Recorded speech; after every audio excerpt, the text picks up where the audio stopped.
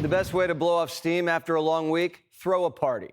Tonight, Trump's hosting a rager at the White House ballroom, not the big, beautiful ballroom. That's still on the side burner. Trump's been in renovation mode. The Gilded Oval, the Rose Garden Club, flagpoles that hit the stars. After Trump coaxed Netanyahu into a ceasefire, Trump gave him a 40-minute White House tour. Aides say Don the Builder's obsessed with making the people's house perfect. Friends who walk in get polled. Which tile do you like better? And then he tells Susie. Insiders say he's stamping his legacy on the presidency and on the White House forever. No one can get rid of the ballroom. It'll be difficult to take all of the gold away. Who would even do that? Is the next Democrat president going to be ripping out the poles, patio, and gold?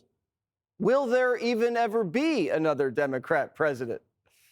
Trump's a perfectionist, and not only does he have to have everything look beautiful, it has to sound beautiful too. POTUS is installing new surround sound. It's been battle tested. He picked the same one that's been rocking Mar-a-Lago. DJ Donnie Boy likes to jam out with the iPad. And you know who else used to dig it? Charlie. Remember Charlie down on the patio? He could sit there all night long listening to this music. The president doesn't just let anything play. He's very particular. Artists are always auditioning for singing gigs at 1600 PAF. Bette Midler not getting a call back. You never kissed the orange eyes. Never kissed the orange eyes. Oh, you never.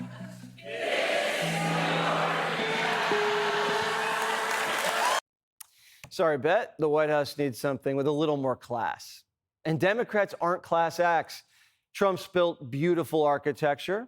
What have Democrats built besides 7 car charging stations for $7 billion?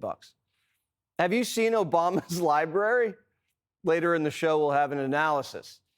Crockett's the face of the party, and the only thing she's built is a shoe collection.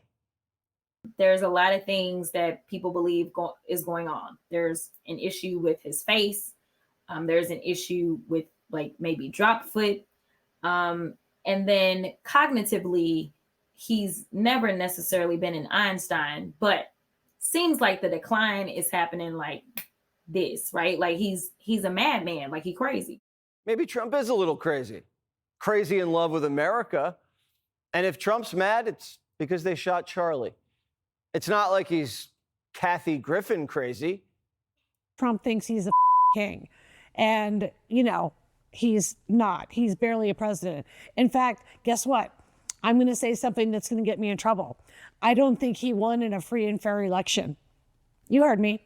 I'm coming out and saying it myself. I don't care if that means I look crazy, because Elon Musk, I don't know if you remember, but he was giving out $1 million checks to people if they would vote for Trump. That's illegal. It's unconstitutional and illegal. So that was happening. And the fact that Trump won all 7 swing states, which has never happened in the history of the U.S., makes it all very suspicious to me. So there, I said it. No one's ever won 7 swing states. Reagan and Nixon won 49. According to my calculations, that's 7 swing states times 7. If Kamala was robbed and she really won, Hamas would still have the hostages, Iran would still have the nukes, and it wouldn't be called the Gulf of America, now would it? Why go back? Kamala is still stuck on stupid. I was a United States Senator, second black woman elected in the history of the United States Senate, and I was the first woman vice president of the United States. So there are those things that I needed to make sure that people knew. That is a decent resume, but go ahead. Well, some people have actually said I was the most qualified candidate ever to run for president.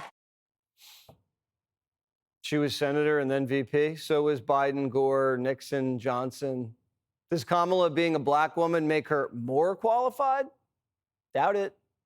But Kamala may have to tell her party to stand back and stand by, because the insurrectors are rattling the doors of the Speaker's office. Swear her in! Swear her in! Swear her in! Swear her in! Swear her in! Swear her in! Swear her in!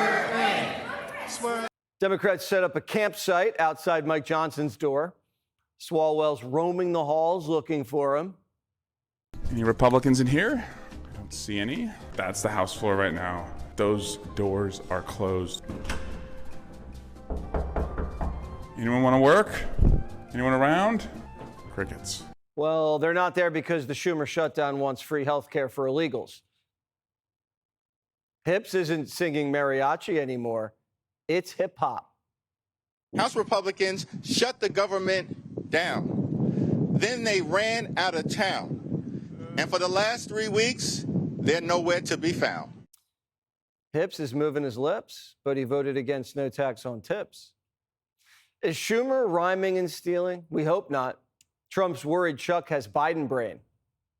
He's a loser. I've known him all his life. He's always been sort of a loser, but an intelligent one. But I think he's losing IQ points with time. I think that happens. I hope it hasn't happened with me. I know if it did, you guys will let me know about it very quickly.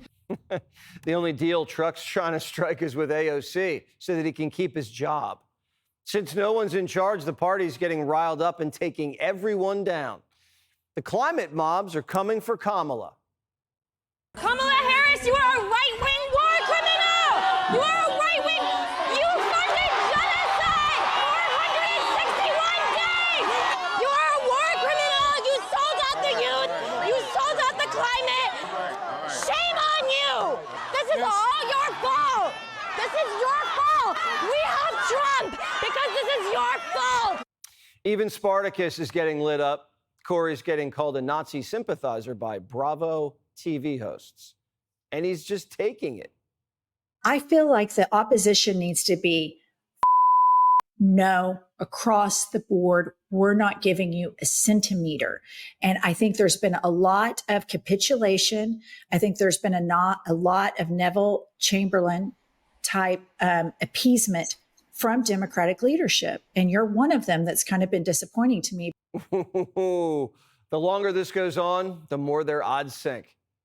Well, we were looking at the Democrats with a very clear shot of taking control of the U.S. House of Representatives, according to the Kalshi prediction market odds. We saw them in an 83% chance. But those odds have gone plummeting down. Now we're talking about just a 63% chance, while the GOP's chances up like a rocket, up like gold. And it just sunk a little bit more because Democrats want trans shot putters at the Olympics. My question is whether you think they should compete in women's sport in the Olympics, because it's coming to LA, so it's relevant. I think transgender female athletes are women athletes, and they should be able to compete. Really? Democrats want dudes competing against women in the Olympics in LA. They want men playing rugby against women, men playing basketball against women. They want men swimming against women. You're going to be able to see everything in that suit. This woman's running for California governor against potatoes. Eddie Boy might win. These people have to grow up. They're even praying for the resurrection of the cross-legged Messiah. Barack Obama remains our LeBron James. He's our closer, and he is our most important elected official in recent history today. Now, obviously, I worked for him, and so I'm kind of in the tank in terms of his ability, but I still think he's our star. Haven't you heard? There's a new GOAT, Donald J. Trump. J stands for Jordan. Even the Ragin' Cajun says 47's walking on water. You know what? He did it, and I think he looks, he deserves some credit for it. Right? They just do. They're having a legitimate, kind of moment in the sun, and that's fine. Trump brought peace to the Middle East and D.C. Look at Union Station. Taking my first train in a very long time from Washington, D.C., just walked through Union Station. Unbelievable. The first time in years Union Station hasn't smelled like piss and booze. And there weren't like pigeons pooping on everything and homeless people using drugs and bathing in the fountains. It's been incredible. I was in D.C. yesterday, and every park is pristine. No graffiti, no homeless, and the grass just looks greener. Remember, Trump knows grass. He's making his mark and still has 3 years to go, maybe more. Presidential historian Newt Gingrich says he's already way up there. He said, I'll go down as the greatest president in history. And then he blew it. He said, I'm not sure if I put him above Washington or Lincoln. So I'm not that happy about that, dude. Want even more Fox News on YouTube? Become a Fox News Patriot today. Click join to find out how.